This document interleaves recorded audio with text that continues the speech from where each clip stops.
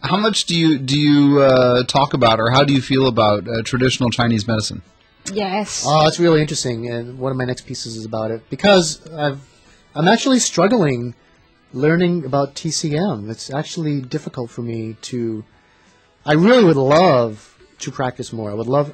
I'm a holistic doctor in general. I like complementary alternatives type medicine. I would love to recommend more nutrition and acupuncture and TCM and lots of alternative therapies. It's big in the west coast of California, of course, so I'm very sensitive to alternative medicines, complementary medicines, whatever you want to call it in different countries, but herbal medicines, those types of things. So, of course, China is the tradition of it. Honestly, it's totally different than Western medicine. It's really difficult to find a connection. I'm still really finding that niche of combining Western and Eastern medicine. It's harder than I thought. I personally really need a lot of evidence that the medicine works. And Chinese medicine isn't necessarily. It's hard to even study it. It's different to even study the medicine. Westerners are used to taking their. You have heartburn, and you take your Nexium, which was proven in a lot of studies to take care of just the heartburn. Chinese medicine is totally different. I mean, it's hard to even study these medicines. They're concoctions from different herbs from 2,000-year-old systems. The idea of even prescribing, really, I would love to just do medicines for the common cold, right? There's no Western medicines for the common cold. It's just a virus. Aspirin? Maybe, but in Chinese, psychological cure.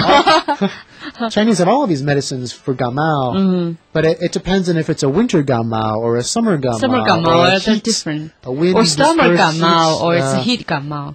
There's no one medicine just for a virus. You really need individual medicine. There's things like Banglangenkoli or Gamao. That's to prevent these really famous blue and green packages you've probably seen. But all the Chinese people know about these Chinese packets, this powder. And it's really hard to find even just the research for that. I'll ask my TCM doctor, how does this work? Or when do I prescribe this? And they say, well, it depends on which type of gamao it is. And do they have the heat? Do they have the fever? And it's really totally different. But as someone like you, who and I would agree with, would love to find complementary kinds of medicine, and yet you want to at the same time have the evidence that it works. I mean, I would love to embrace Chinese medicine, and I have to say I'm still very open-minded about it, but also very skeptical because I don't see the research. Sure.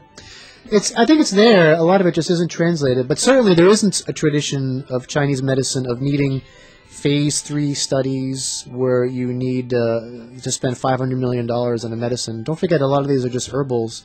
So no one can afford to study it that way. Because they don't own the herb. There's patented formulas now, which is becoming much more popular. Like one medicine that I do recommend for cholesterol, which I was excited about reading about. It's a patented medicine. I'm not saying it, but Shui Kang. It's a cholesterol medicine, which actually is a natural form of Lipitor, which is like a famous cholesterol medicine. So it's actually the natural form in like a package formula, which may not have the side effects that Lipitor does, although it might actually be almost as effective. So it's a non-prescription thing that maybe a certain healthy type of person might be able to use instead of Lipitor, or if they have borderline cholesterol and they don't want a prescription, they want to try something. You could do fish oil or things like that. But that actually was a medicine that I studied because it had the data that actually worked really well, surprisingly really well.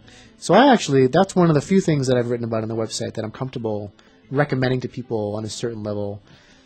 There's still side effects and things like that too, but they're getting better, and there's much more research than before in terms of those types of studies. Because all Western doctors would love to prescribe it, but we're all waiting for those types of studies that say this versus placebo is this percentage and all that. So it's getting better and better, but it's difficult. Yeah, they don't have that tradition and requirement. So as a person who would entertain the idea of taking Chinese medicine, and as a foreigner who lives here, and my local friends say, try this. Yeah. And I'm open-minded. I figure, all right, so long as it's not going to hurt me, there's no harm in trying it. But what advice do you give to someone who's dare to try who dare to try it? Honestly, if it's something mild, and sometimes I combine things when it comes to the cold, I might prescribe my antibiotic, my Western antibiotic, but for the cough syrup, by far, my favorite cough syrup is the Jingjing Kapa. Everyone knows it. I'm totally destroying the word, but it's the red bottle. Oh, the really red bottle and the little pretty honey. package. Oh no, it tastes horrible. No, that's 糖浆啊，是糖浆吗？不知道。糖浆。 Like Peika Ninjom, something like that. But when I show the bottle, you'll know it. Yeah. Every Chinese person knows it because it tastes really good. It's honey based with a lot of Chinese herbs. All right. And honestly, it's just as good as Western cough syrups, which basically means it doesn't work very well. Or is it just as good as Western No placebos? cough syrup works really well. But a lot of the cough syrups in America, there's side effects. They're too strong for kids and things. So a lot of the side effects, a lot of the kids' cough medicines in America, they've actually pulled off the shelves over the last couple of years because kids are overdosing because it doesn't work, and the parents give more, and they just overdose on Sudafed or something. Oh, give me some. So this Chinese cough syrup, really, nothing works just as good as just honey and lemon. Just put some honey and lemon water and just drink that all night. Chris, I got an advice for you. You can have a Chinese food tested for you first, and then you can take it. Well, I really like being open-minded and trying things, but but I also just just like trying some new food. Well, honestly, but no, it's not just like trying new food because new food is you enjoy it or you don't enjoy it. You know. Then, but medicine is an entirely different ballgame. Well, of course, it's true. Most Chinese people still see a Western doctor for something serious. That's the tradition of Chinese medicine. Only like 5% of places in China are TCM places, and even Chinese people, traditional Chinese medicine in general is for prevention and long-term cures of things that aren't too serious. And most Chinese people go to a Western doctor of something serious.